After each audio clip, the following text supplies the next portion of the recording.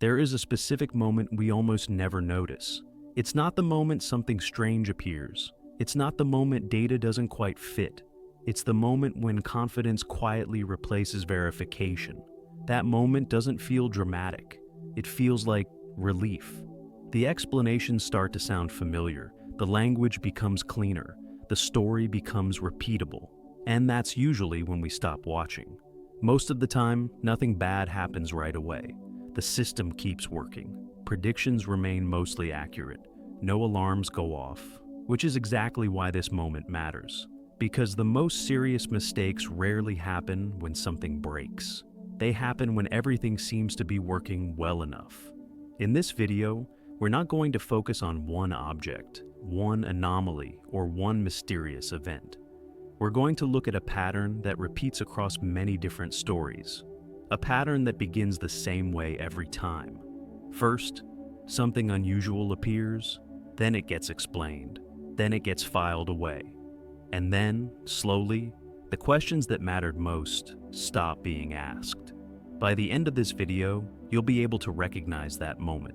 Not just in science, not just in space research, but in any story where uncertainty quietly turns into confidence. This isn't about proving that something is wrong. It's about understanding where our understanding starts lying to us. And once you see that point clearly, it becomes very hard to ignore how often we pass it without noticing. Most scientific stories are told from the beginning. They start with discovery, with something unexpected appearing in the data, with a moment of surprise that demands explanation. This story doesn't begin there. It begins after the explanation, after the models have been built, after the terminology has settled, after the uncertainty has been reduced to something manageable. It begins at the moment when everyone agrees that the situation is under control, because that moment, the moment of agreement, is rarely examined. We treat it as a natural endpoint, a sign that progress has been made, a signal that attention can move on to something else. And most of the time, that assumption is reasonable. Science cannot remain in a permanent state of alarm.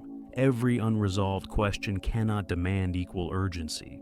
If every anomaly were treated as a crisis, nothing would ever move forward. So, we classify, we model, we simplify. We decide that an explanation is good enough, and then we continue. What we rarely talk about is what gets left behind in that process. Not because it's hidden, not because anyone is lying, but because once a story feels complete, unresolved details lose their emotional weight. They don't disappear. They remain in the data, in the footnotes, in the caveats, but they stop shaping the narrative.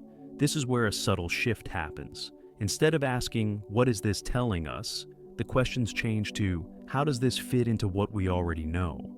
That shift feels productive. It feels responsible. It feels like progress. But it also quietly narrows the range of answers we're willing to consider. Once a phenomenon has been explained well enough to function within an existing framework, the framework itself becomes invisible.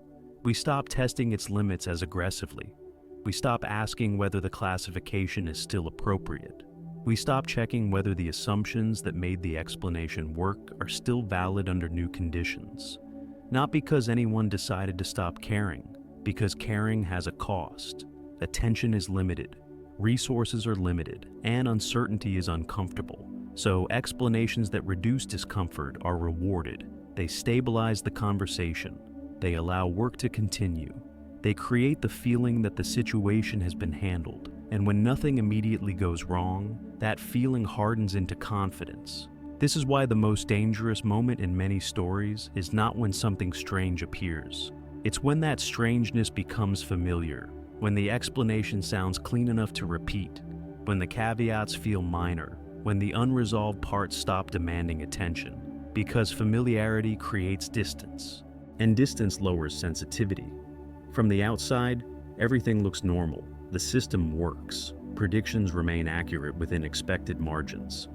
There is no obvious reason to reopen the question, but this stability can be misleading, because stability does not always mean understanding. Sometimes it simply means that the system has not yet encountered the conditions that would reveal its blind spots. This is where many important stories quietly drift off course. not through failure, through success, through explanations that work well enough to stop feeling provisional, through confidence that no longer checks itself, through the absence of immediate consequences. In the sections that follow, we're going to trace this pattern carefully. We'll look at how coincidences are treated when they first appear, how probability gets compressed into comfort, how skepticism protects us, and how it can also trap us, and how certain cases become recurring reference points, not because they prove anything extraordinary, but because they sit precisely at the boundary where confidence begins to outrun verification. This isn't a story about panic. It's a story about timing, about the exact point where curiosity gives way to closure, where watching turns into assuming, and where our certainty starts doing more work than the evidence supporting it. If you've ever wondered why some questions never quite go away, why certain anomalies resurface again and again, even after they've been explained, the answer may not be in the objects themselves. It may be in the moment we decided we were done looking. Coincidences are not a glitch in human thinking. They are a feature. The brain is designed to detect patterns because, historically, pattern recognition was a survival advantage. If something repeats, it might matter. If events cluster, there might be a cause. Seeing order in noise kept our ancestors alive long before it ever misled them. That's why coincidences feel meaningful even when they aren't. And that's why science had to learn how to fight that instinct rather than trust it. Modern science is built on skepticism toward patterns that appear too neat. It assumes that most coincidences are exactly what they look like, random alignments amplified by attention. If you look long enough, strange combinations will eventually appear. With enough data points, unlikely things become inevitable. This isn't a weakness of reality, it's a property of probability. And for most of scientific history, this assumption has been correct more often than not. That's why the first reaction to coincidence is usually dismissal, not out of arrogance, but out of discipline. If every strange alignment were treated as meaningful, we would drown in false signals. So, science sets a high bar. It demands mechanisms, not vibes. It demands repeatability, not anecdotes. It demands explanations that survive scrutiny rather than excitement. This resistance is not a flaw. It's what protects us from fooling ourselves. But here is where things become subtle, because while most coincidences are meaningless, not all of them are. Some coincidences are not noise. They are early signals of structure we don't yet understand. And the problem is that at the beginning, these two categories look identical. A meaningless coincidence and a meaningful one are indistinguishable at first glance. Both appear as patterns without explanation. Both arrive without context. Both challenge existing models. And both trigger the same defensive response: caution. So, the system does what it is supposed to do. It isolates the event. It asks whether it can be explained within existing assumptions. It checks whether similar events have occurred before. It estimates probability. And very often this process works. The coincidence dissolves under scrutiny. The pattern fades when the dataset grows. The explanation fits, and the story moves on. This is the success case. This is how false signals are filtered out. The difficulty arises in the cases where the coincidence does not dissolve, but also does not escalate. It remains statistically uncomfortable without becoming statistically impossible. It sits in that narrow corridor where it is unlikely enough to notice, but not unlikely enough to force revision. And this is the most dangerous place for a pattern to exist, because it is easy to acknowledge and easy to ignore at the same time.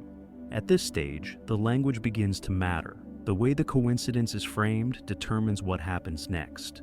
If it is framed as a curiosity, it will be observed casually. If it is framed as noise, it will be dismissed. If it is framed as an anomaly, it may attract temporary attention. But if it is framed as probably explainable, it will slowly lose priority without ever being resolved. This framing rarely happens consciously. It emerges from tone, from context, from how confidently an explanation can be delivered, even if that explanation is incomplete. This is where probability starts doing psychological work rather than analytical work. Numbers are used not just to estimate likelihood, but to regulate discomfort. If something is unlikely but not impossible, it feels safe to postpone concern. If it falls within acceptable margins, it feels responsible to move on. And over time, unlikely becomes emotionally equivalent to irrelevant, even though those two words mean very different things. The human mind is especially sensitive to this shift because probability does not feel intuitive. A 1 in a million event feels impossibly rare until you are looking at millions of opportunities. Then it becomes expected. And when datasets grow large, improbable events stop being surprising. They stop triggering alarm. They become background features of a complex system. This is why probability is both a powerful tool and a dangerous anesthetic. It explains away discomfort without necessarily explaining the cause. As more factors are added to the picture, the situation becomes even more confusing. One unlikely detail can be ignored. Two can be debated. Three start to feel strange. But unless they cross a clearly defined threshold, they are rarely treated as decisive. Instead, each factor is evaluated independently, and if each one can be individually tolerated, the combined picture is often tolerated as well. This is not a logical error. It is a cognitive shortcut. The system treats independent explanations as independent problems, even when they may be symptoms of a shared cause. This is how coincidences quietly evolve into patterns without ever being formally acknowledged as such. Each element is explainable on its own. Each explanation is plausible. Each caveat seems minor. And yet, the overall picture begins to strain under the weight of its own complexity. The explanation becomes more elaborate. The assumptions multiply. The number of conditions required to maintain comfort increases. But because no single step demands a reset, the system continues forward as if nothing fundamental has changed. At this point, something important happens. Attention shifts away from the coincidence itself and toward managing the explanation. The goal is no longer to ask whether the coincidence points to something new, but whether the current model can continue to absorb it. This is a crucial transition because once explanation management becomes the priority, the original question begins to fade. The coincidence is no longer a question. It is a maintenance issue. This transition feels responsible. It feels like maturity. It feels like not overreacting. And in many cases, it is exactly that. But it also creates a blind spot because it assumes that the only risk worth managing is the risk of being wrong dramatically, not the risk of being wrong quietly. Quiet errors are tolerated much longer. They do not force action. They do not create urgency. And because they do not threaten stability, they are allowed to persist. This is why coincidences are rarely resolved in a single moment. They are either dismissed early or absorbed slowly, and absorption is far more common than people realize. A coincidence that persists long enough without consequence gradually loses its emotional charge. It becomes familiar, it becomes expected, it becomes part of the landscape. And once that happens, it no longer feels like something that needs to be watched closely. This is the first step toward premature relaxation. Not a decision, but a drift. Not a mistake, but a sequence of reasonable choices that collectively narrow attention. The coincidence does not disappear. It simply stops being uncomfortable. And when discomfort fades, curiosity often follows. By the time anyone asks whether the coincidence mattered, the system has already adjusted around it. The explanation has hardened. The assumptions have stabilized. And reopening the question now feels more disruptive than leaving it alone. This is not because the coincidence was meaningless. It is because meaning takes time to reveal itself, and attention rarely waits that long unless forced to. This is why coincidences alone are never enough. What matters is what happens next. Whether they dissolve under scrutiny or persist quietly. Whether probability is used as a tool for understanding or as a tool for emotional regulation. Whether explanation remains provisional or begins to feel final. And most importantly, whether the system remains willing to watch closely after the initial discomfort has passed. Because the moment coincidences stop bothering us is often the moment we should be paying the most attention. A single unlikely detail rarely means anything. Science is built to tolerate improbability because improbable things happen all the time when you look at enough data. One strange measurement can be noise. One unusual alignment can be coincidence. One outlier can be error. This is not denial, it's discipline. The danger does not appear when something is unlikely. It appears when multiple unlikely things begin to align in a way that feels structured rather than random. At first, this alignment doesn't feel threatening. Each element is evaluated on its own terms. Each one has a plausible explanation. Each one falls within acceptable margins. And because each explanation works locally, the system feels justified in moving forward. This is how probability normally behaves. You don't add probabilities together emotionally. You compartmentalize them analytically. And most of the time, that approach works.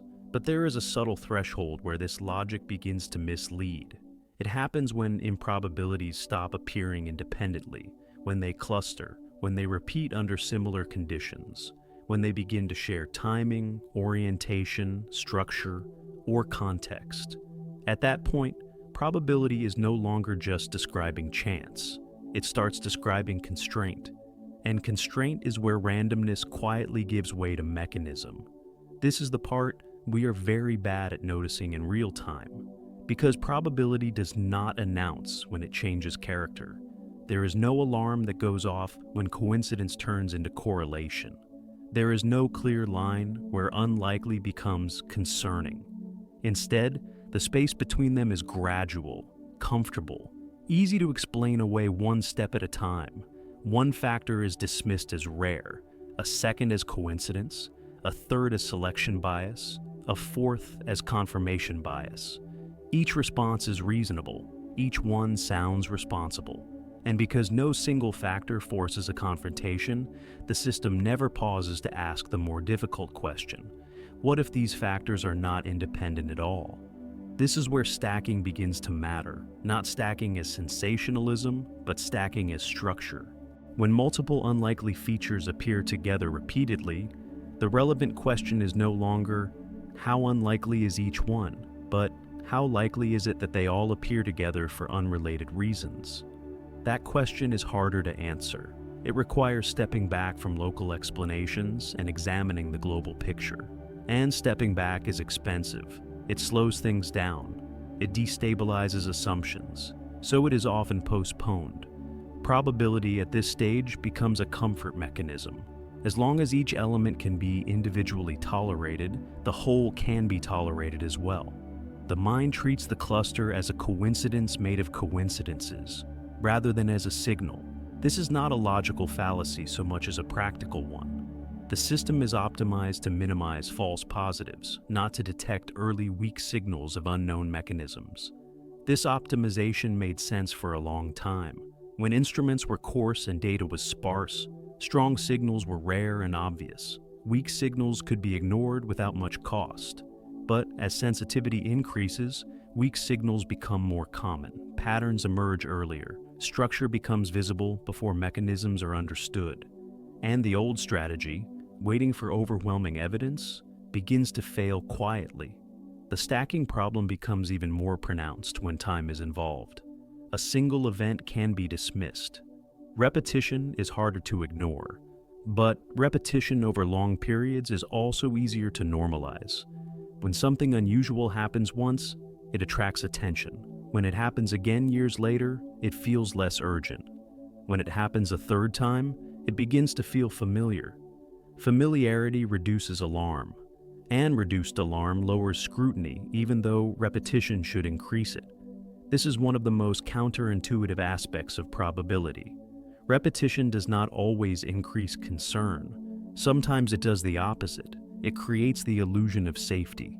If something has happened multiple times without visible consequence, the system begins to assume it is benign. Survival without incident is mistaken for understanding. The absence of disaster becomes evidence that the explanation is sufficient, even if the explanation was never complete.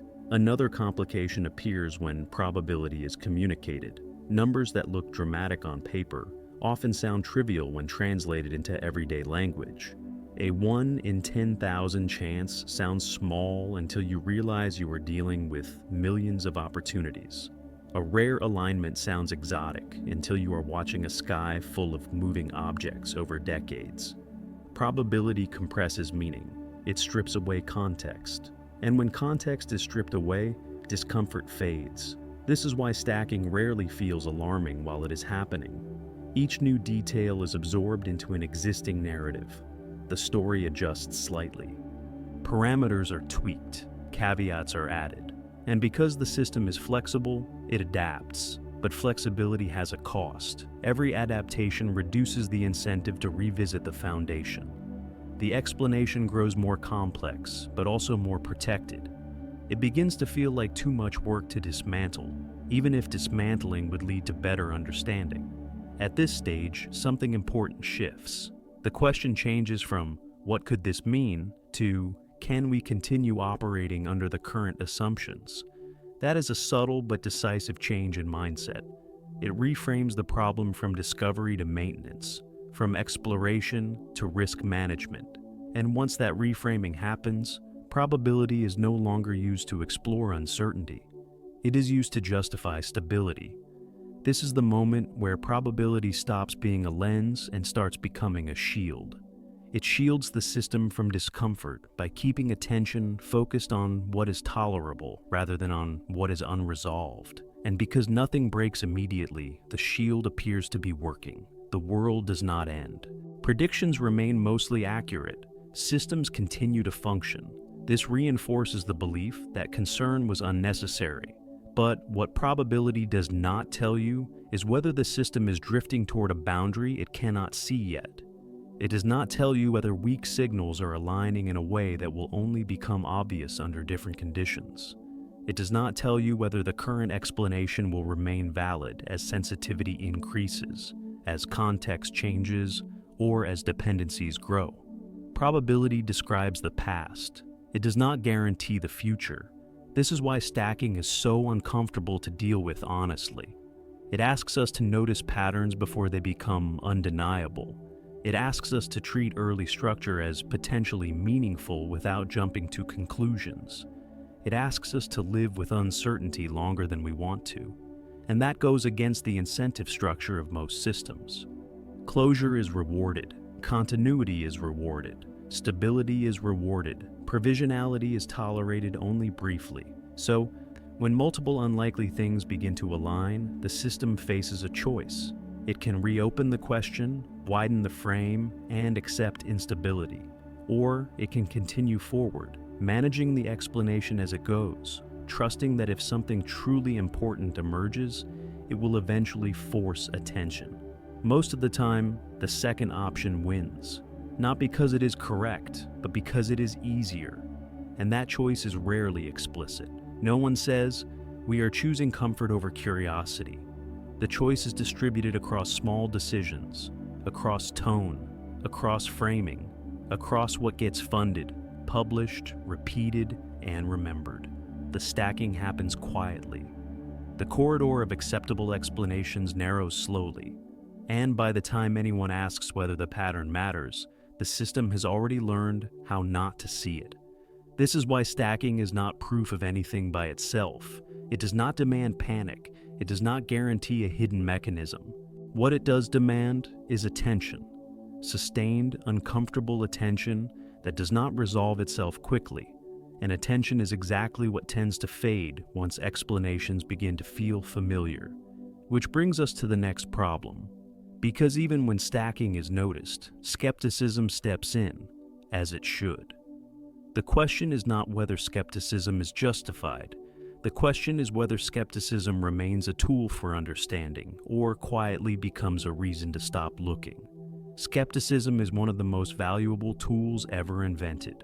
It protects us from superstition, from false patterns, from wishful thinking dressed up as evidence. Without it, progress would collapse into noise. Every claim would carry equal weight, and truth would become indistinguishable from confidence.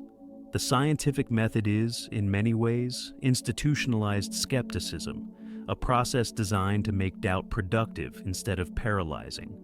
But skepticism is not a fixed line. It is a spectrum. And like any spectrum, it has edges where it begins to distort what it was meant to protect. At its best, skepticism asks for verification. It demands replication. It forces precision. At its worst, it becomes a reflex that treats discomfort itself as proof of error. When skepticism hardens into disbelief, it stops being a filter and starts being a wall. The difference is subtle, and it usually appears in tone rather than in argument. You can hear it when people stop saying, "Let's test this," and start saying, "This isn't worth testing." The words change from conditional to absolute. The door closes quietly. Most systems evolve toward this closure over time because openness is expensive. In the early days of any discovery, doubt is lively. It drives experimentation. As the field matures, resources narrow, priorities focus, and skepticism becomes selective. It shifts from exploration to maintenance. It no longer asks, "What might we be missing?" It asks, "How can we improve what we already trust?" That shift feels efficient, and in the short term, it is. But it also defines the moment where skepticism begins to serve stability more than truth. You can see this pattern in almost every mature discipline. Early researchers tolerate wild possibilities because they have nothing to lose. Later generations inherit frameworks that already work. Their skepticism is not directed at the framework, it is directed at anything that might threaten it. The energy of doubt is still there, but it is now aimed inward, toward refinement, calibration, optimization, not outward toward the unknown. This is how understanding ossifies without anyone noticing. When an anomaly appears inside such a system, skepticism performs its duty with predictable efficiency. It checks the instruments, recalculates probabilities, searches for mundane causes. All good. But when the same anomaly refuses to dissolve after repeated checks, skepticism faces a choice. It can expand to include the possibility that the framework itself is incomplete, or it can double down on the assumption that the anomaly is trivial. Most of the time, the second path feels safer, because expanding the framework threatens to reopen everything built on top of it. This is where skepticism turns from strength to blind spot. The habit of doubt becomes a habit of containment. The goal changes from testing possibilities to managing reputation. The question is no longer, is this true, but is this credible? And credibility is a social concept, not a scientific one. It depends on who is speaking, where they publish, and how uncomfortable their question makes the audience feel. Once skepticism is guided by credibility rather than curiosity, its compass starts to drift. The paradox is that skepticism often sounds the same on both sides of this divide. The language of rational caution can mask the emotion of avoidance. Extraordinary claims require extraordinary evidence. It is a healthy principle when used to set a bar for rigor. It becomes a shield when used to postpone inquiry indefinitely. In practice, many extraordinary claims are not extraordinary in content but in timing. They arrive before the system is ready to handle them. Treating readiness as proof of falsity is safe, but it also guarantees that some discoveries will only be recognized after they stop being controversial. This is not a condemnation of skepticism. It is an acknowledgement of its limits. The problem isn't doubt. The problem is when doubt stops being dynamic. When it becomes static, it mimics certainty. It says, "This can't be right," with the same confidence that belief once said, "This must be right." Both positions close the loop of inquiry. Both feel secure, and both can miss what is actually happening. Healthy skepticism is uncomfortable because it keeps the door half open. It accepts that evidence can accumulate slowly, that mechanisms can lag behind observations, that meaning can take years to clarify. It tolerates ambiguity without rushing to closure. It doubts without dismissing. But that kind of skepticism is rare because it requires patience. and patience rarely gets rewarded. Institutions reward speed, clarity, and confidence, the very traits that skepticism was invented to challenge. The quiet irony is that systems which pride themselves on skepticism often create environments where expressing curiosity becomes risky. Asking the wrong question can be framed as naivety, or worse, as unprofessionalism. So, people learn to doubt only within sanctioned boundaries. They learn which kinds of uncertainty are acceptable to discuss, and which are better left unspoken. Over time, this social calibration shapes not only what is researched, but what is even imagined as researchable. The map of acceptable inquiry becomes narrower, not because of censorship, but because of collective risk management. When skepticism is shaped by risk rather than curiosity, it begins to act like a thermostat, keeping intellectual temperature comfortable, never too cold with uncertainty, never too hot with speculation. It maintains balance, but at the cost of sensitivity. Small deviations go unnoticed. Weak signals get filtered out. The system becomes stable, but less alive. And that is precisely the environment in which premature certainty thrives, because there is no longer a mechanism to disturb it. To see this clearly, you don't need a conspiracy. You just need to watch the tone of professional conversations. Listen for how often the word probably replaces possibly. Notice when discussions shift from open questions to confident summaries. Count how many times a caveat is framed as reassurance rather than as invitation. These are the micro-symptoms of a system that believes its skepticism is still active when, in fact, it is turned into habit. This drift doesn't happen overnight. It happens through good intentions, through the desire to avoid embarrassment, to protect credibility, to appear rigorous. These are noble motives, but they accumulate into inertia. And inertia is the quietest form of resistance. It does not argue. It simply waits for curiosity to lose momentum. At some point, every field encounters a test case, an observation or pattern that doesn't fit neatly but also refuses to disappear. The initial response is skepticism, as it should be. Instruments are checked, models are refined, data is reprocessed. Then, when the anomaly persists, skepticism repeats the process instead of escalating it. The repetition feels like diligence, but it often functions as delay. Eventually, the system concludes that, since nothing catastrophic happened, further investigation is unnecessary. The question has been handled. The door closes again. That moment, the quiet return to normalcy, is the heartbeat of premature certainty. It is when skepticism stops protecting us from error and starts protecting us from discomfort. It is when the language of reason becomes indistinguishable from the language of relief. And it is the point at which confidence begins to lie to us, not through arrogance, but through exhaustion. If you've ever watched a story where the evidence seemed strong, yet the discussion grew silent, this is why. Skepticism did its job too well. It removed the noise, and with it, the signal.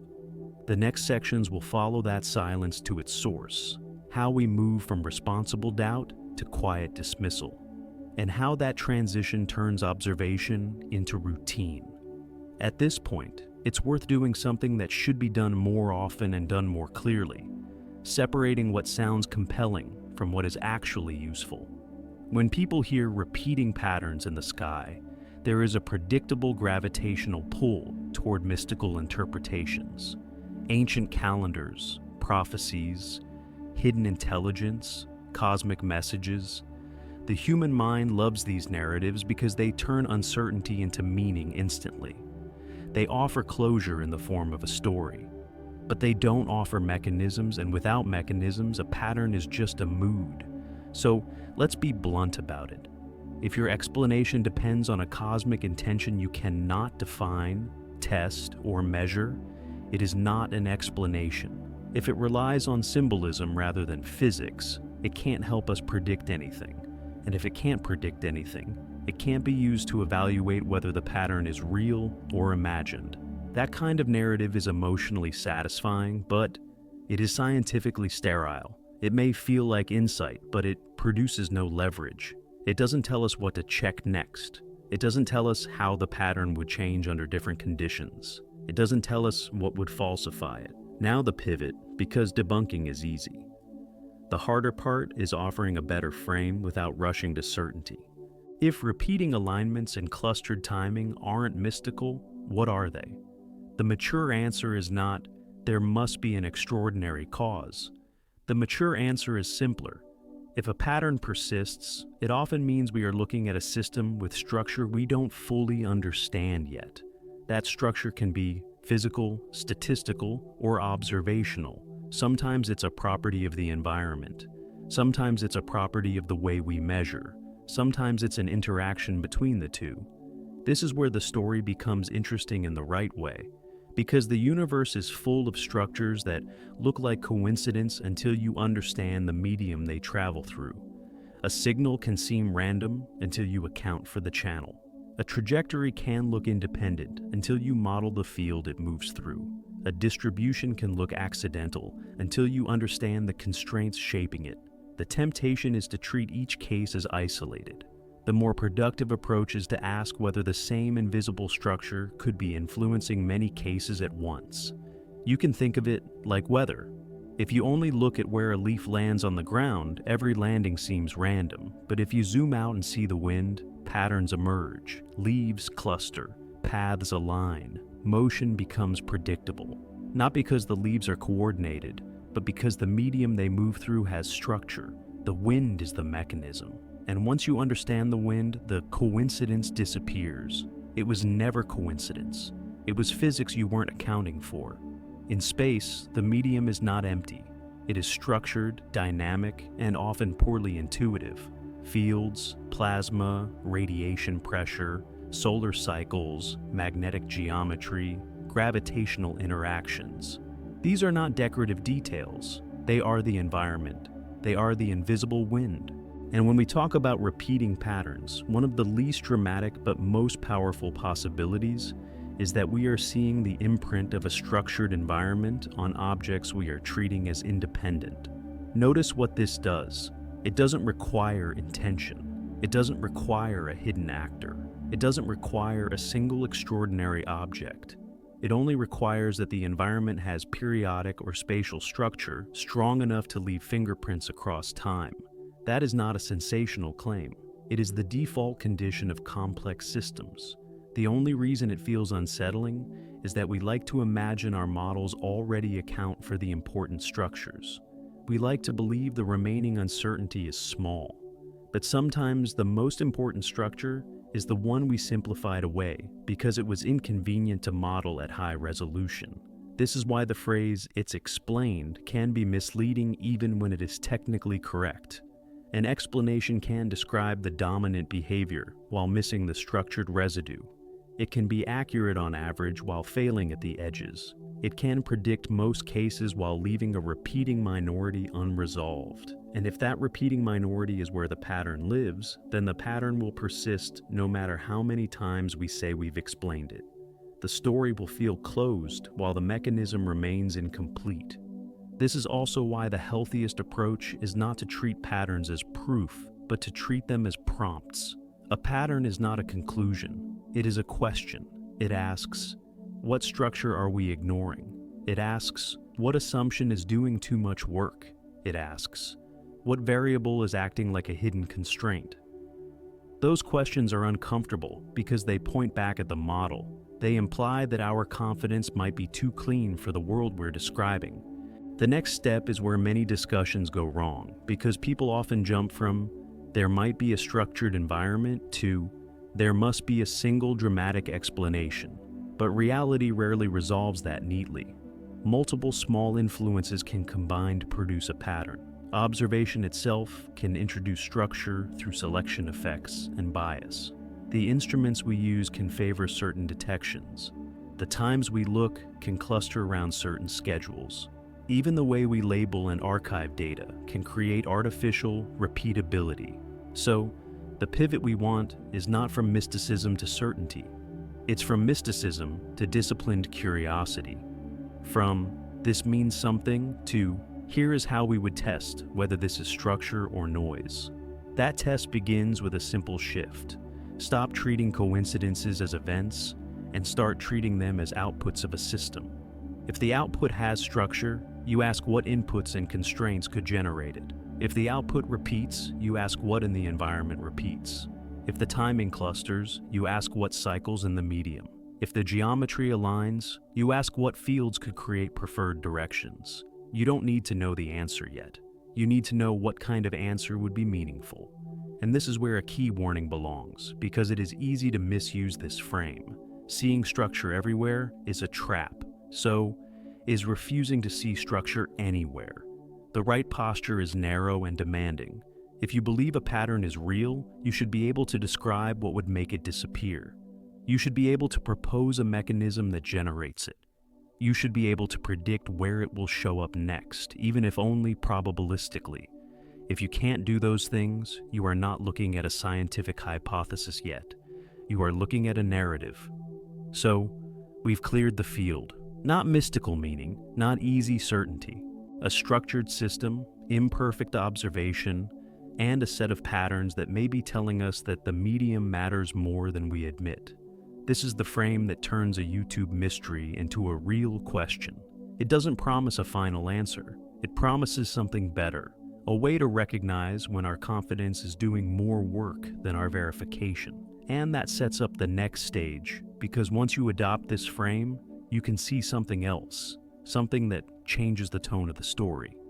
You start noticing that there are questions people don't ask publicly, not because they're forbidden, but because they're awkward.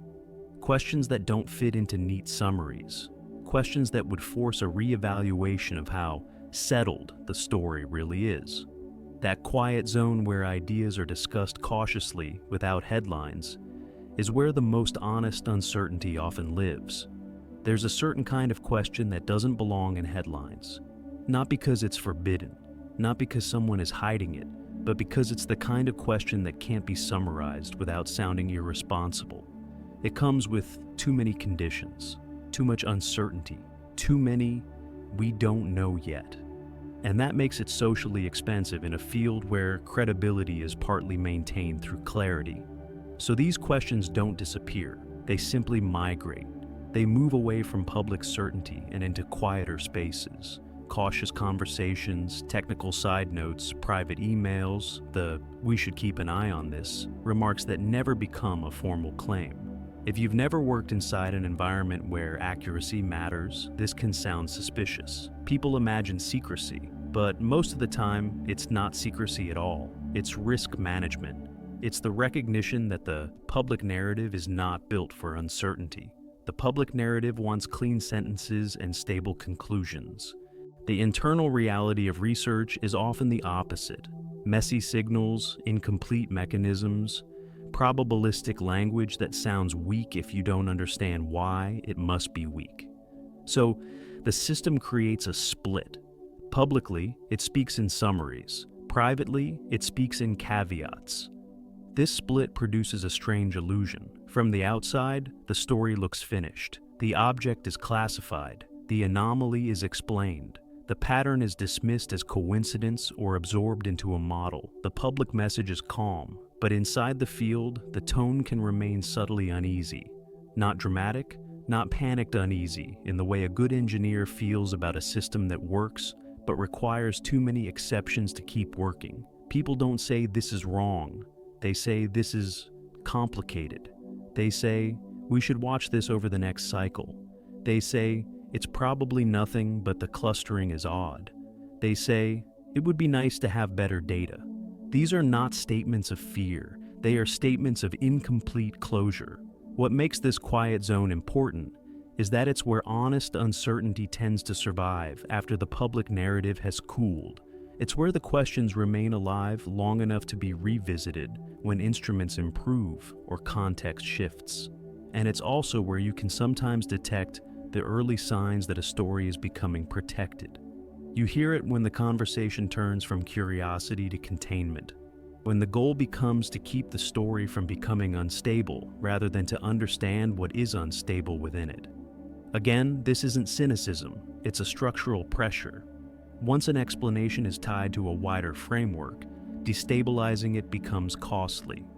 So, uncertainty gets managed instead of explored. In the quiet zone, you also notice something else. The most interesting disagreements are rarely about the existence of data. They're about interpretation and priority. People don't argue about whether a measurement occurred.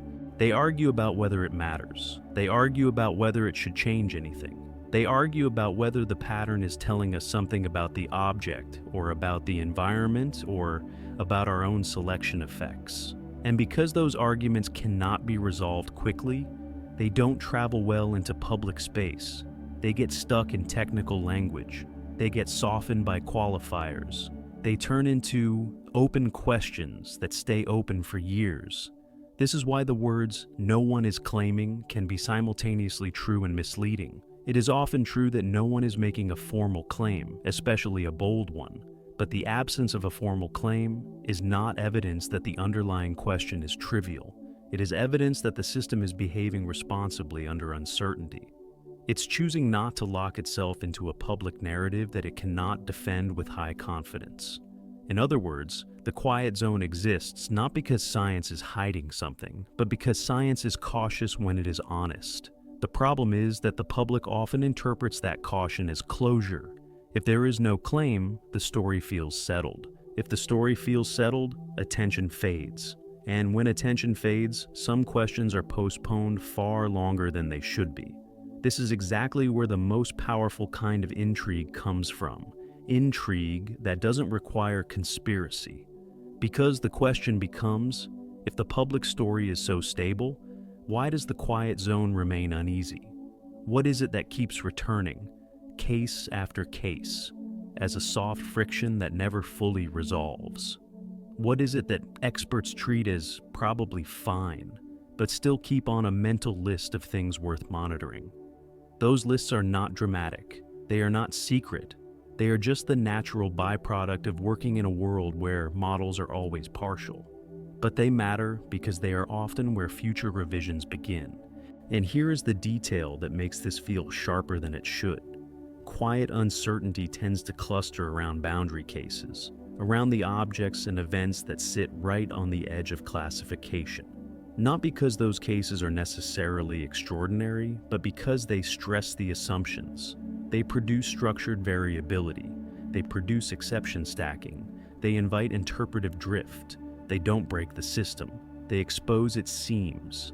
And seams are where a system is most vulnerable to premature relaxation. Because as long as the seams hold, everyone is tempted to pretend they don't exist. This is why certain names become recurring reference points, even when people are careful not to sensationalize them. A name can function like a bookmark in collective memory. It marks the moment when a story felt finished publicly, but not privately. It becomes shorthand for a cluster of caveats. It becomes a way of saying, without saying too much, this is one of those cases where the model works, but it works with effort. And once a name holds that role, it will keep resurfacing. Not because it proves a hidden truth, but because it marks the location of unresolved tension. This is also why discussions of these cases can feel strangely repetitive from the outside. People hear the same arguments, the same cautious language, the same refusal to draw dramatic conclusions, and they assume nothing is happening. But inside the field, repetition can mean something different. It can mean that the question has survived multiple cycles of explanation without disappearing. It can mean that improved data did not erase the friction. It can mean that as the tools became sharper, the pattern became clearer rather than weaker. That doesn't prove a specific mechanism, but it is exactly the kind of thing that keeps an honest mind awake. Not in fear, but in curiosity that refuses to be anesthetized by comfort. So, if you want to understand how premature certainty forms, you should pay attention not only to what people say, but to what they are reluctant to say publicly. Not because reluctance implies deception, but because reluctance reveals cost. Some questions cost too much to ask loudly until the evidence becomes strong enough to justify destabilizing the narrative. That cost is the hidden pressure that shapes scientific storytelling. It decides which anomalies become central and which remain peripheral. It decides which patterns get treated as meaningful and which get treated as noise. And most importantly, it decides when a story is considered handled, even when the quiet zone is still, in its own careful language, saying, "Not yet." This is the turning point where our story tightens. Because once you know the quiet zone exists, you start noticing that certain boundary cases repeatedly live there. And when you look at those cases with the right lens, you realize the tension isn't only about the object, it's about what the object forces the system to admit. That our frameworks can be correct on average and still incomplete in the way that matters most. That they can stabilize the story while leaving behind structured residue that we don't know how to integrate cleanly. And that the moment we treat stabilization as completion is the moment we relax too soon. Now we can introduce the anchor case in the only way that makes sense here, not as a headline, not as an omen, not as a claim of anything extraordinary, but as a marker of where the quiet zone keeps returning. A case that people can classify, but not fully close. A case that doesn't need to be dramatic to be meaningful. A case that sits exactly at the boundary where confidence wants to settle and where verification keeps whispering that it shouldn't. Let's introduce the anchor case the way it deserves to be introduced. Not as a headline, not as a prophecy, and not as a final answer. 3i Atlas is useful here for a different reason. It functions like a stress test. It sits in that narrow zone where classification is possible, but comfort never fully arrives. And when a case sits in that zone long enough, it becomes a kind of mirror. It reflects not just what we saw, but what we assumed while trying to explain it. The first thing to understand is that an anchor case doesn't have to be extraordinary to be revealing. It only needs to do one thing consistently. It needs to press on the edges of a framework without breaking it. If it breaks the framework, it becomes a crisis, and everyone pays attention. If it fits perfectly, it becomes routine and disappears. The cases that matter most for our story are the ones in between, the ones that are explainable in principle, but uncomfortable in detail, the ones that don't force a reset, but never quite allow closure. That's where the quiet zone forms, and that's where premature relaxation becomes tempting. 3i Atlas is also a useful anchor because it became a name people return to, a recurring reference point. Not necessarily because the object itself is always central, but because the case can carry a cluster of unresolved tensions. It becomes shorthand for a particular experience, the experience of thinking the story is settled and then realizing there are still seams. And when you're studying how confidence begins to lie, shorthand matters. It tells you what kinds of stories become portable. It tells you which uncertainties survive compression. Now, before we go further, one thing needs to be said clearly.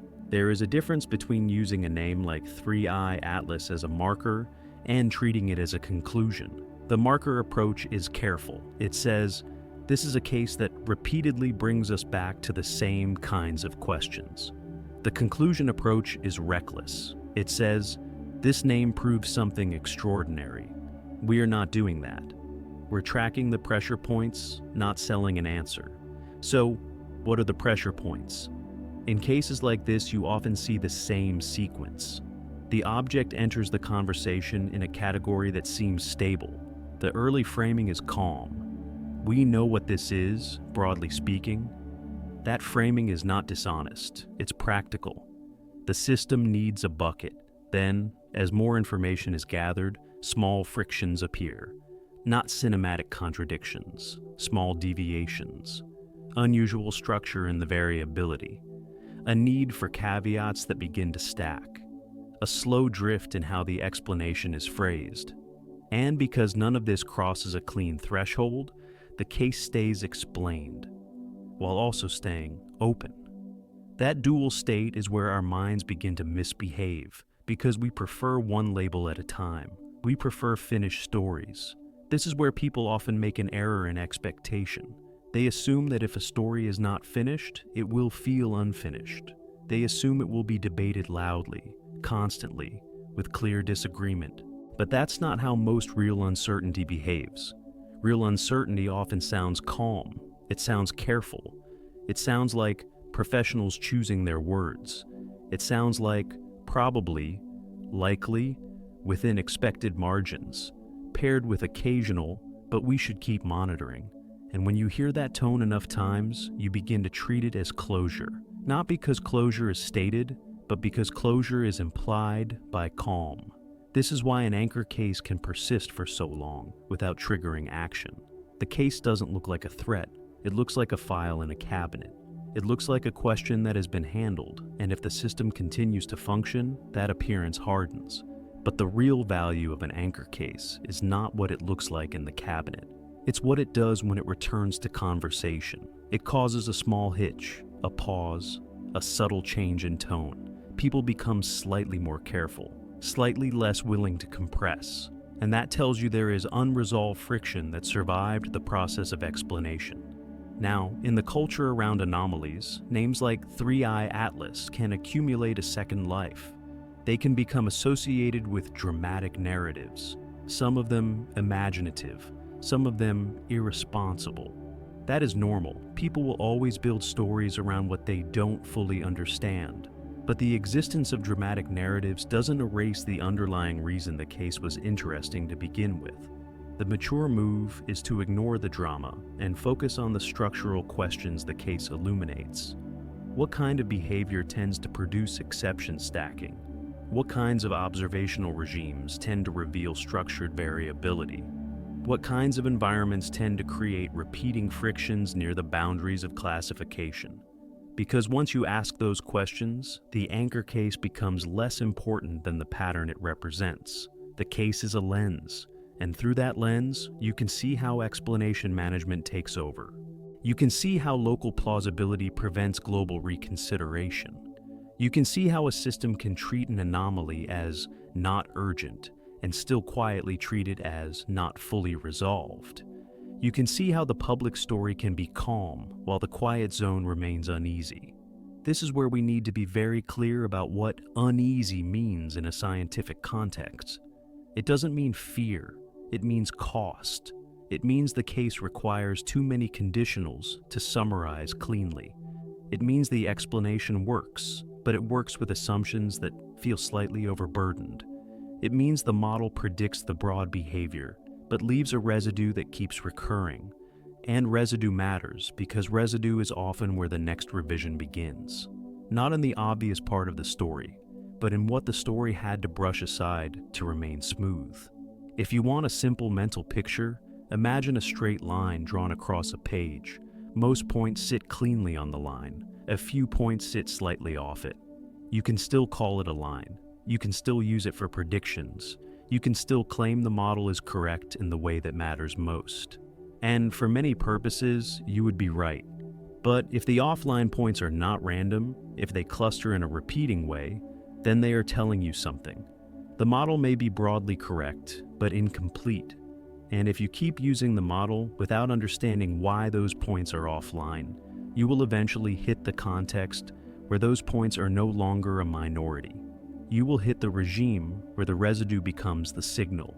This is why we include 3i Atlas here. Not to claim anything beyond the evidence, but to identify where residue tends to accumulate.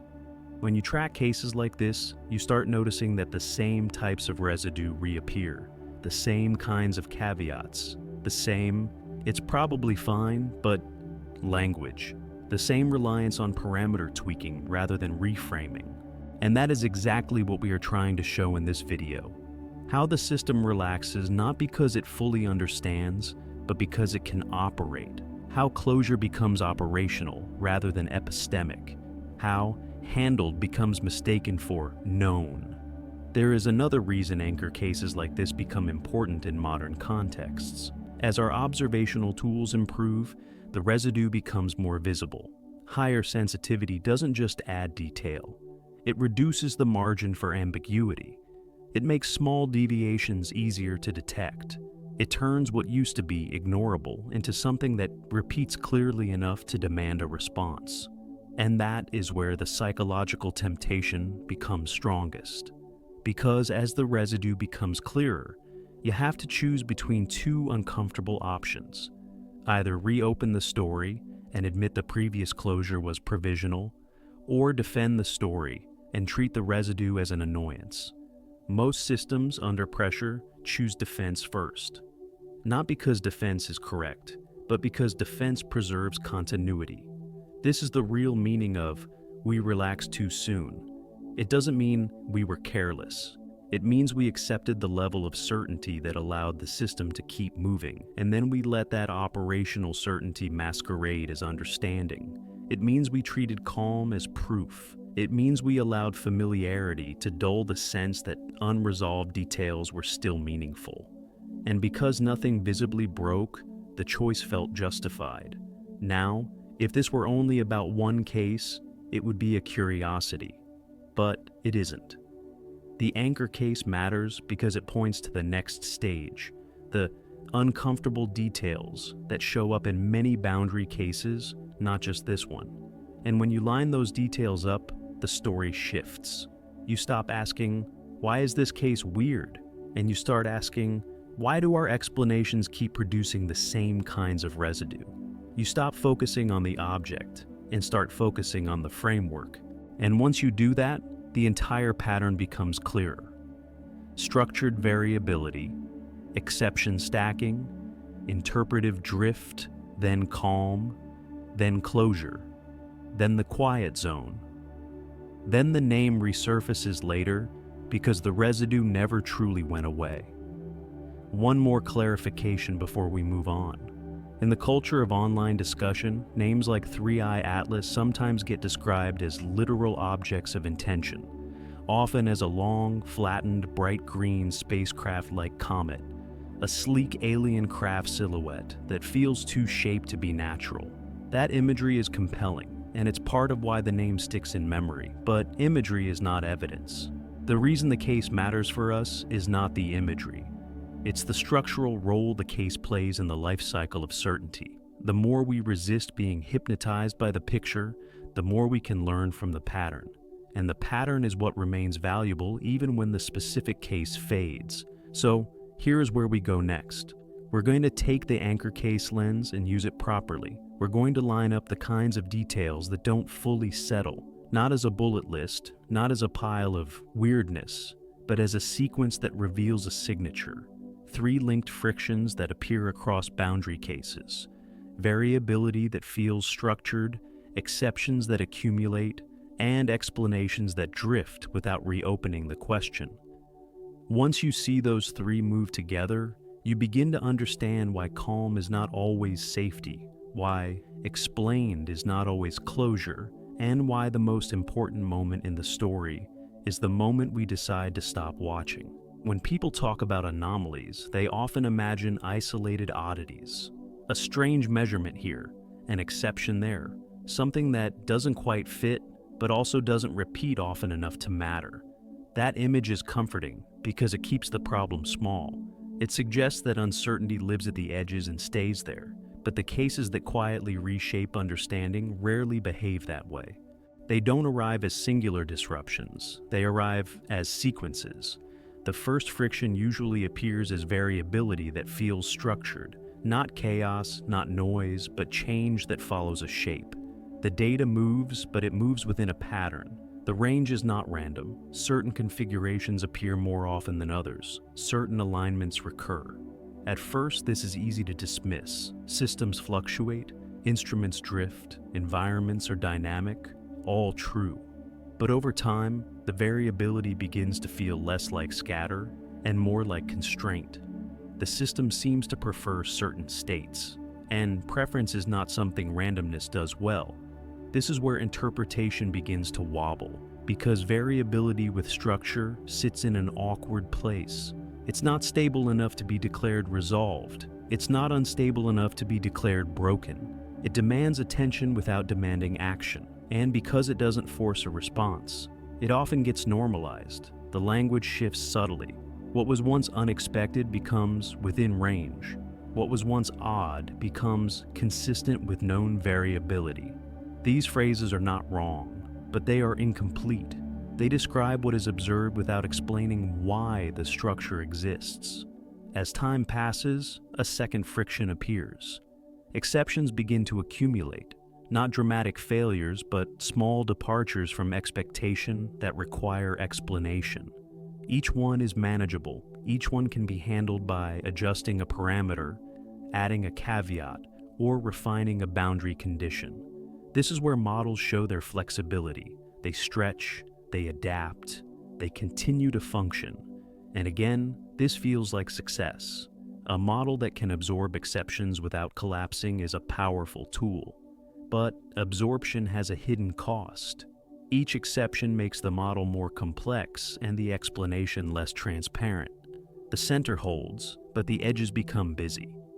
The accumulation itself is easy to overlook because it doesn't happen all at once. Exceptions are spaced out. They appear under slightly different conditions. They don't line up neatly.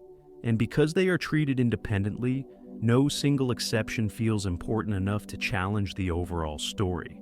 The system never pauses to ask whether the growing number of adjustments is telling us something about the assumptions underneath. Instead, it treats each adjustment as local maintenance. The story remains intact, but the effort required to keep it intact increases quietly. Then comes the third friction, and this one is the most subtle of all. Interpretation begins to drift, not in content, but in tone. Early explanations are cautious. They emphasize uncertainty. Later explanations sound more confident, even if the underlying uncertainty hasn't changed. This happens because familiarity breeds fluency. The more often an explanation is repeated, the easier it is to say. The easier it is to say, the more confident it sounds. And confidence, once it enters the narrative, tends to amplify itself. It signals closure even when closure was never earned. This drift is rarely intentional. No one decides to oversell certainty. It emerges from repetition, from the pressure to summarize, from the need to communicate complex ideas efficiently. Caveats get shortened. Edge cases get footnoted. The explanation becomes streamlined for transmission. And in the process, the unresolved parts are pushed further into the background. They don't disappear. They just stop shaping the way the story is told. What makes this sequence dangerous is not any single step, but the way the steps reinforce each other. Structured variability invites normalization. Normalization makes exceptions feel manageable. Managed exceptions make repetition easier. Repetition increases confidence, and increased confidence reduces the incentive to revisit the foundation. The system settles into a stable loop that looks like understanding from the outside, but feels like quiet tension from the inside. This is the point where many people expect a dramatic reveal, a moment when the data suddenly contradicts everything. That rarely happens. Reality is more patient. It allows incomplete models to function for long periods. It allows assumptions to hold under limited conditions. It allows us to be mostly right most of the time. And that generosity is precisely what makes premature relaxation possible. Because being mostly right feels indistinguishable from being right enough. The real signal, when it comes, doesn't arrive as a shock. It arrives as persistence. The same kinds of frictions keep appearing across different cases. Structured variability here. Exception stacking there. Interpretive drift everywhere. Individually, each case is unremarkable. Collectively, they form a signature. And signatures are not coincidences. They are the fingerprints of a system interacting with constraints it doesn't fully understand. Once you notice this signature, it becomes difficult to unsee. You start recognizing the same pattern in different contexts, different objects, different data sets, different time periods. The details change, but the structure doesn't. The same sequence repeats, first tolerance, then normalization, then quiet closure. And then, years later, the question resurfaces because the residue was never truly resolved. It was only managed. This is where the feeling of progress becomes deceptive. The system is not stagnant. It is producing papers, improving instruments, refining models. Everything appears to be moving forward, and in a narrow sense, it is. But movement does not guarantee direction. You can advance along a path that slowly curves away from what you think you are approaching. Without frequent recalibration, the drift remains invisible. The confidence grows. the story sounds finished. And yet the same kinds of uncomfortable details keep returning, asking the same kinds of questions. At this stage, the most common defense is comparison. People say, "We've seen worse anomalies," or "This is nothing compared to past crises," or "If this mattered, it would have forced a revision by now." These statements feel reasonable. They appeal to history. They rely on precedent. But precedent can be misleading when conditions change. The past is a poor guide when sensitivity increases, when environments shift, or when complexity crosses a threshold. The fact that something did not force a revision before does not guarantee it won't require one later. It only guarantees that the system was able to postpone it. This is why the line of uncomfortable details matters more than any single anomaly. It shows you where confidence is being earned and where it is being assumed. It reveals the difference between explanations that close questions and explanations that simply quiet them. And it highlights the exact mechanism by which we relax too soon, not through negligence, but through competence applied without recalibration. The danger is not that the system fails catastrophically. The danger is that it continues to function while drifting away from the conditions under which its assumptions are valid. By the time the mismatch becomes obvious, the cost of correction is much higher. Reopening the story feels disruptive. The explanation is deeply embedded, the language is standardized, the confidence is widespread, and that is when revision becomes painful instead of routine. Understanding this sequence changes how you listen to explanations. You stop asking whether they sound convincing. You start asking what they are doing to the unresolved details. Are they integrating them or just containing them? Are they reducing uncertainty or redistributing it? Are they inviting future testing or quietly signaling that testing is no longer necessary? These questions are uncomfortable, but they are also the most honest way to tell whether understanding is still alive. Because the moment structured variability becomes background noise, the moment exception stacking becomes maintenance, and the moment interpretive drift becomes fluency, you have reached the point where confidence feels earned but may no longer be trustworthy. And that point is rarely announced. It arrives gradually, disguised as progress. Recognizing it requires attention, patience, and a willingness to ask whether the story we are telling still reflects the system we are observing. And that brings us to the most deceptive phase of all, the moment when nothing seems wrong, when everything works, when predictions hold, when calm settles in. Because that calm, more than any anomaly, is often the strongest signal that we should slow down and look again. There is a phase in almost every long scientific story that feels like relief. The alarms are quiet, the models work, the predictions land close enough to expectation. The discussion becomes calmer, more procedural, less urgent. This phase is often mistaken for resolution, but it is something else entirely. It is stabilization, and stabilization can be achieved without understanding. False calm does not announce itself as complacency. It announces itself as professionalism.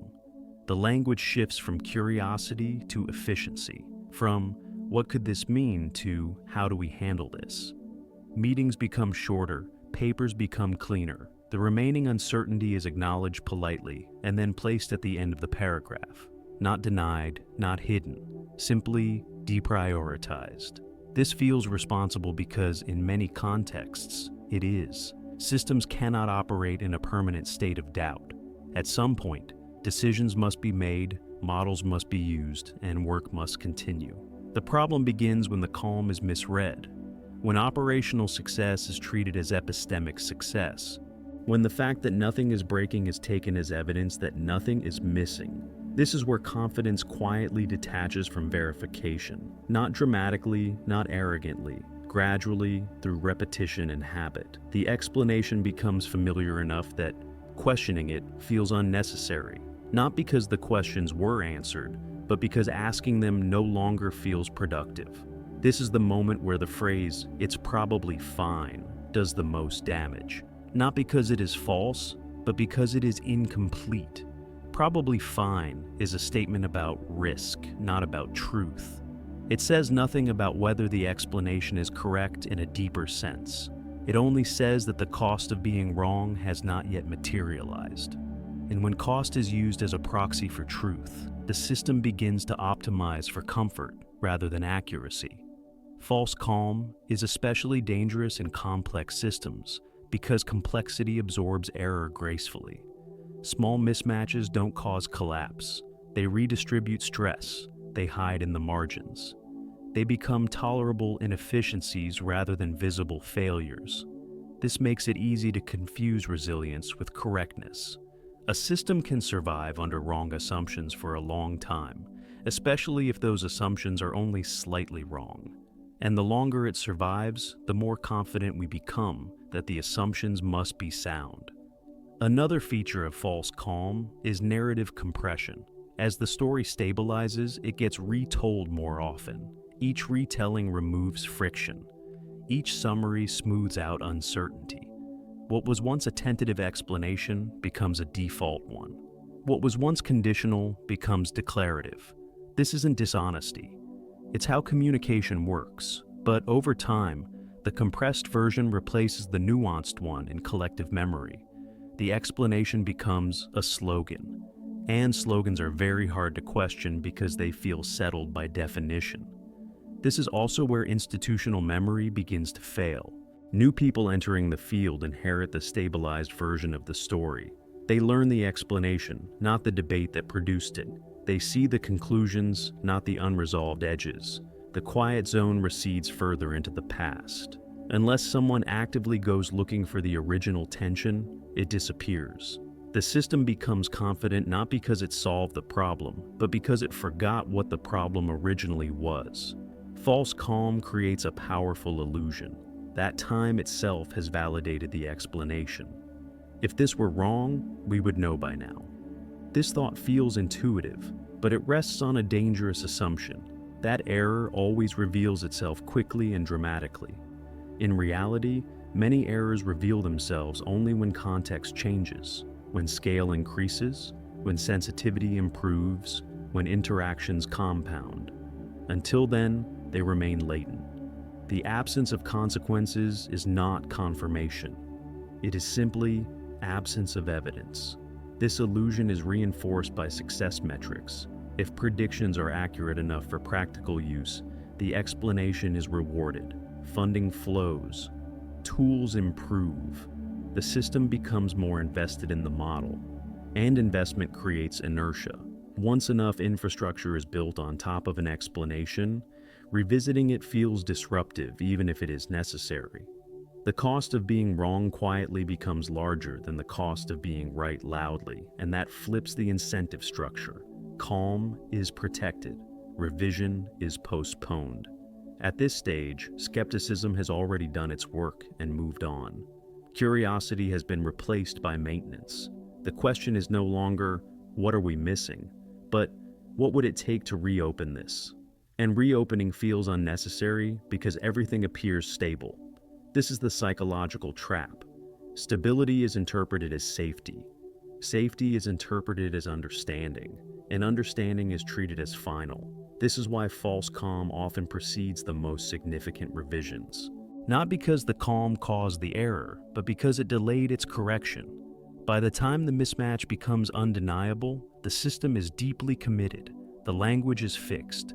The explanations are embedded in textbooks and tools. The confidence is widespread. Revision now feels like failure rather than progress. And because failure is costly, it is resisted until it can no longer be avoided.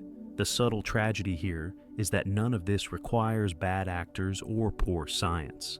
It emerges from success, from models that work well enough, from explanations that reduce uncertainty just enough to allow work to continue, from a collective desire to move forward. The system relaxes because it can, and that relaxation feels earned. But earning calm is not the same as earning truth. This is the phase where many people assume the story is over. They stop paying attention. They stop reading footnotes. They stop asking why certain caveats never disappear. And because attention is the resource that drives revision, the absence of attention locks the story in place. The explanation becomes not just accepted, but protected. Questioning it feels redundant at best and irresponsible at worst. The irony is that the signs of false calm are often visible in retrospect. People look back and say, "We should have noticed that." But in the moment, nothing seems urgent enough to demand that kind of vigilance. The system is calm, the data behaves, the predictions hold, and calm feels like success. It feels like permission to relax. This is the moment that gives the video its title meaning. This is where we relax too soon. Not because we were careless, but because the system rewarded relaxation. It rewarded closure. It rewarded efficiency. And it quietly punished continued curiosity by making it seem unnecessary. Understanding this moment changes how you interpret stability. You stop asking whether things are working and start asking why they are working. You stop assuming that calm means clarity. You start treating calm as a hypothesis, something that also needs to be tested. Because in complex systems, the most dangerous errors are rarely the ones that cause immediate chaos. They are the ones that hide inside smooth operation, waiting for the context that will finally expose them. And that brings us to the next step, because false calm can persist indefinitely unless something changes. A new instrument, a new data set, a new perspective, or a new constraint that the system was never designed to handle. When that change arrives, the quiet residue we've been tracking begins to matter all at once. The exceptions align, the variability sharpens, the drift becomes visible, and suddenly, what looked like stability reveals itself as delay. False calm can last a long time if nothing forces the system to change. What finally breaks it is rarely an argument. It's almost always a shift in conditions, a new way of seeing, a new scale of measurement, a new context that exposes what the old explanation quietly assumed would never matter. This is why time matters so much in stories like this. Not because time proves anything by itself, but because time changes the questions we are able to ask. Every explanation carries an implicit boundary. It works under certain conditions. It holds within a certain range. It assumes that key variables remain stable or irrelevant. As long as those assumptions remain true, the explanation performs well. But time erodes assumptions. Not intentionally, not dramatically, simply by expanding the domain. We observe more, we measure longer, we look from new angles. And as the domain expands, explanations that once felt robust begin to show strain. This is where a time checkpoint becomes important. A moment when we stop asking whether the explanation worked in the past and start asking whether it will continue to work as conditions change. Not as a prediction of failure, but as a test of resilience. What happens when sensitivity increases? What happens when rare cases become less rare simply because we are better at detecting them? What happens when interactions compound rather than remain isolated? Time checkpoints are uncomfortable because they delay closure. They refuse to let the story settle permanently. They say, "This explanation works for now, but we need to watch what happens next." That watching is not passive. It requires defining what would count as a meaningful deviation. It requires agreeing on what would force a reassessment. It requires patience. And patience is exactly what false calm erodes. One of the most common ways systems avoid time checkpoints is by converting uncertainty into expectation. Instead of saying, "We'll know more later," they say, "Future data will likely confirm this." That shift sounds minor, but it's decisive. It transforms observation into validation. The future becomes a formality rather than a test. And when the future arrives and behaves roughly as expected, confidence hardens even if the unresolved residue remains untouched. A true checkpoint does the opposite. It treats the future as adversarial in the best sense of the word. It asks not, "How will this confirm us?" but "How could this challenge us?" It specifies conditions under which the explanation would weaken rather than strengthen. It makes room for surprise. Without that, time becomes an accomplice of premature certainty rather than a corrective force. This is also where scale matters. Many explanations are built at one scale and quietly assumed to generalize. They work for typical cases. They perform well in the average regime. But when scale shifts, when rare events accumulate, when boundary cases become more frequent, when interactions overlap, the explanation can behave differently. The model does not fail outright. It degrades. Its errors become structured. And structured error is far more informative than random error if we are willing to look at it. Time checkpoints reveal whether we are willing to look. They show whether we treat new data as an opportunity to revise or as a nuisance to be absorbed. They expose the difference between a living explanation and a protected one. A living explanation expects to change. A protected explanation expects the world to conform. The longer a story runs without an explicit checkpoint, the more likely it is to slide into the second category. There is another reason checkpoints matter, and it has nothing to do with data. It has to do with memory. Over time, explanations detach from the conditions that produce them.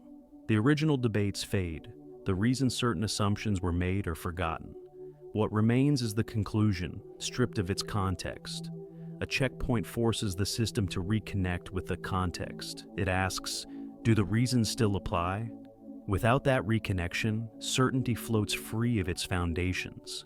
This is why some of the most important moments in science are not discoveries, but revisitations. Moments when people go back to something that was considered settled and ask whether the settlement still makes sense. Not because something dramatic happened, but because enough time has passed that the environment has changed. These moments rarely look exciting in real time. They look cautious. They look conservative. But in hindsight, they are often the moments that prevented much larger errors. The absence of checkpoints is one of the clearest signs of premature relaxation. It suggests that the system believes it has nothing left to learn from the story. That belief may be justified, but if it is wrong, the cost grows with time. The longer an explanation remains unchallenged, the more infrastructure builds on top of it. And the more infrastructure there is, the harder it becomes to revise without disruption. So, when we talk about waiting, we should be precise about what waiting means. Waiting is not passive. Waiting is defined vigilance. It is deciding in advance what you are watching for. It is agreeing on what would matter. It is resisting the urge to treat stability as proof. Without that discipline, time doesn't clarify anything. It simply reinforces whatever story is already in place. This is why the next phase of the story is so important. Because time eventually delivers something new. Not necessarily a revelation, but a shift. A subtle change that makes the old explanation less comfortable. When that happens, the residue we've been tracking stops being ignorable. The exceptions align more clearly. The variability tightens into shape. The interpretive drift becomes visible. And suddenly, the calm that once felt earned starts to feel suspicious. That moment is not a surprise to anyone who has been watching carefully. It is only a surprise to those who mistook calm for closure. And it is the moment that forces the most difficult question of all. Not, what is happening? But, why did we decide we were done looking? At this stage, something shifts. Not in the data, not in the objects, not in the sky, but in how the story itself is framed. All the pieces we've followed begin to align into a single, uncomfortable insight.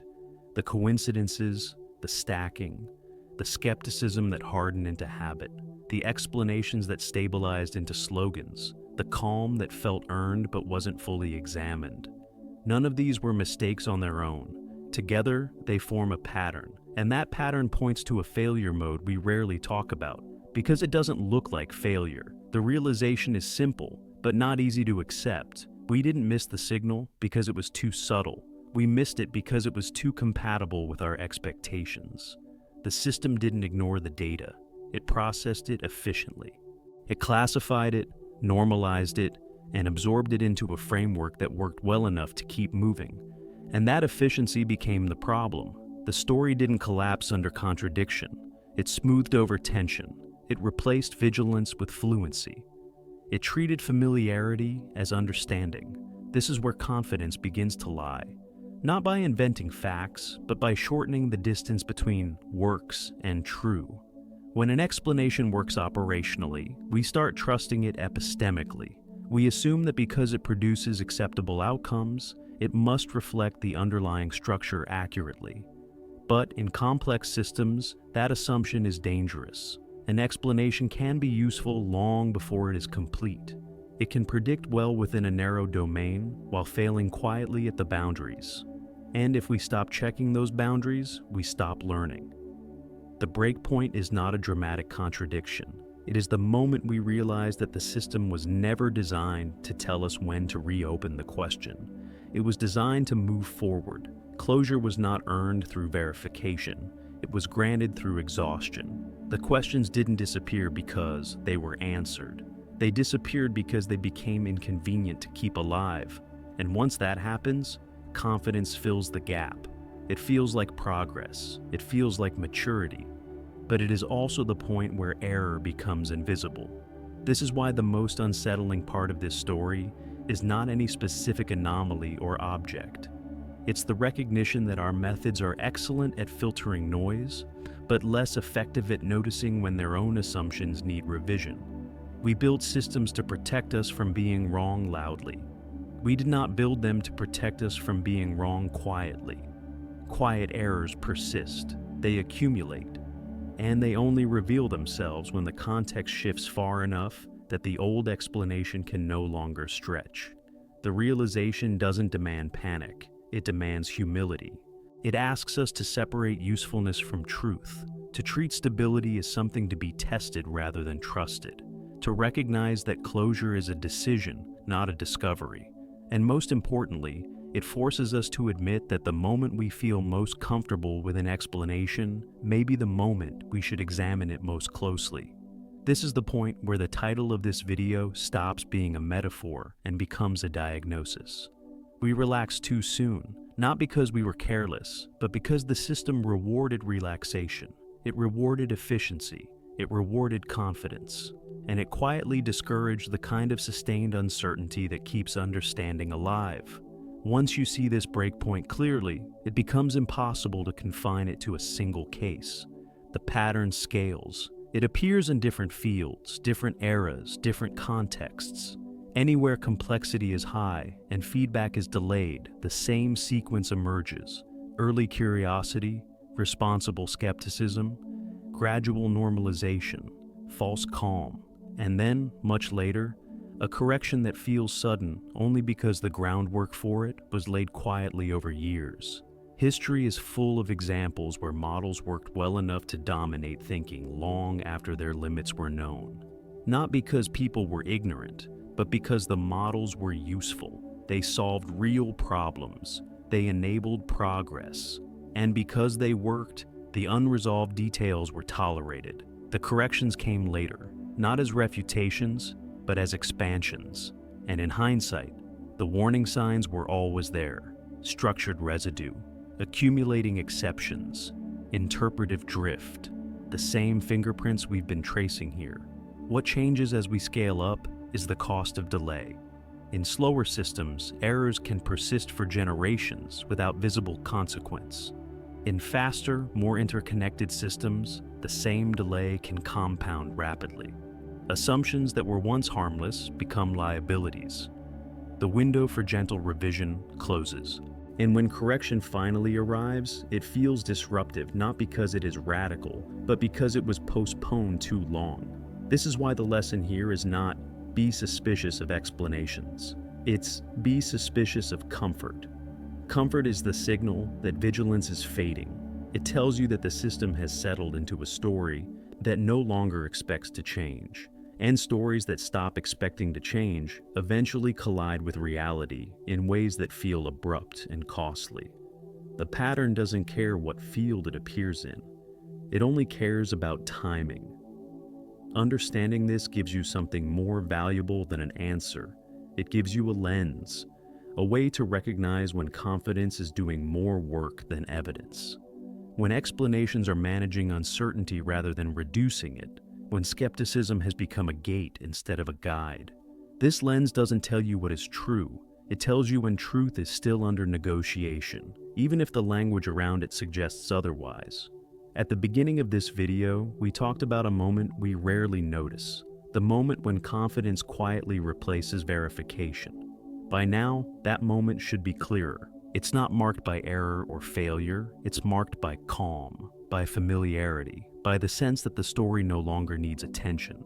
And that is why it is so easy to miss. Nothing went wrong, and that's the problem. The universe does not signal our mistakes with alarms. It allows us to be mostly right for a long time. It allows incomplete models to function. It allows confidence to grow faster than understanding, and it waits. The only question is whether we are still watching when the waiting ends. This video was never about predicting catastrophe or uncovering hidden intent. It was about recognizing a pattern in how we decide we're done looking.